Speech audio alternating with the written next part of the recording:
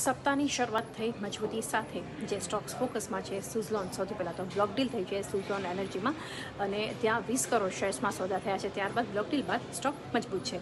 PNC Infratech અહીંયા પણ તેજી સાથે કામકાજ થઈ રહ્યું છે. કંપનીને PTW રાજસ્થાન પાસેથી LOA મળ્યો છે એટલે મજબૂતી છે.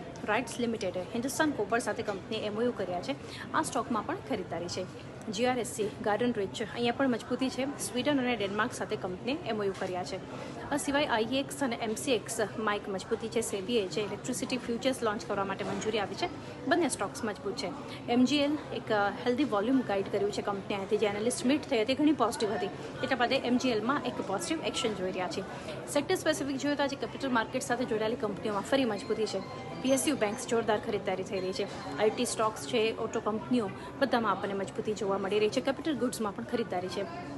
સાથે જ દરોમાં જે કાપ આવ્યો છે RBI દ્વારા શુક્રવારે, ત્યારબાદ હાઉસિંગ ફાઇનાન્સ કંપનીઓ જે છે તે એના માટે ઘણું મોટું બૂસ્ટર છે. એટલા માટે આ સ્ટોક્સ પણ આજે મજબૂત છે. તો બધા સ્ટોક્સ અને સેક્ટર્સ ફોકસમાં છે.